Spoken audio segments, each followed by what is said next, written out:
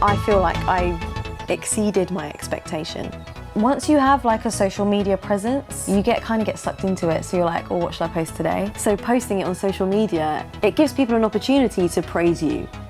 I was terrified she would become obsessed.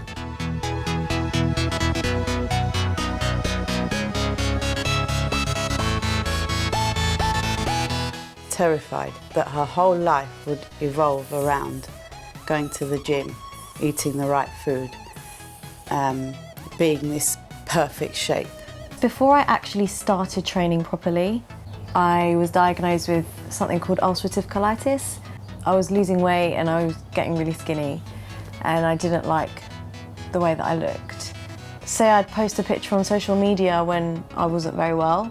People wouldn't say it to my face, but friends have told me what other people have said, and they were negative, as in, she looks ill, or she's really skinny, she needs to put on weight, is she okay? Like going on social media and finding other people and seeing what they're doing and what they can achieve helped me in a way.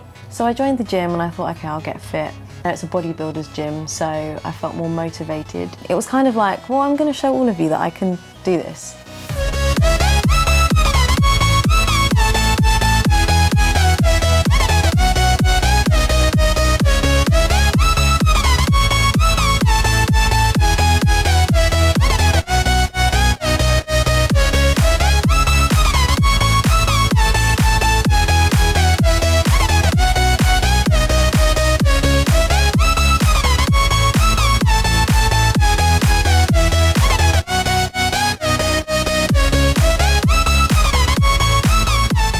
Once you start getting all the nice comments and lots of likes and people notice and start talking about it, it makes you feel good. You can't say it doesn't, because of course it does. It's like a support network.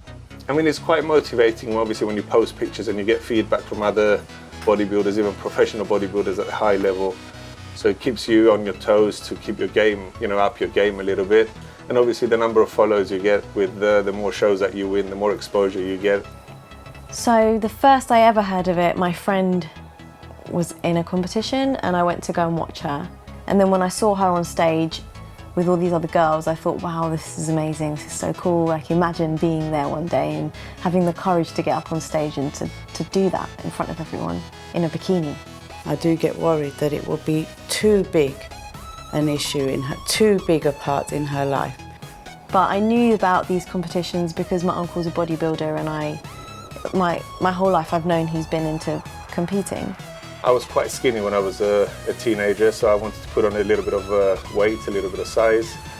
So I started looking at magazines, looking at all the bodybuilders, and started training in my old garage. I think when I was 22, I joined the gym, trained there for a few years, and then decided to compete. I think I needed to set myself a goal. So for me, knowing that in a year I was going to be on stage in front of people, everyone looking at me, judging me, and people having an expectation.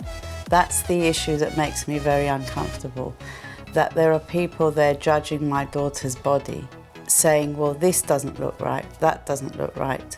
And Alexia thinking, okay, I don't look good enough, so I have to strive to gain muscle definition or the appearance that these people are telling me I need to have. The pressure that someone can feel to get that perfect body. Because at the end of the day, what's a perfect body? But I do think that there are unrealistic expectations that young girls look up to, and I don't think that's healthy. I know people on Instagram that they suddenly get hundreds of thousands of followers and they're not personal trainers, but they will post telling people what you should be doing, how you should be eating, how you should be training. People are going to listen to them and watch them, and just because of that, they're seen as more valuable.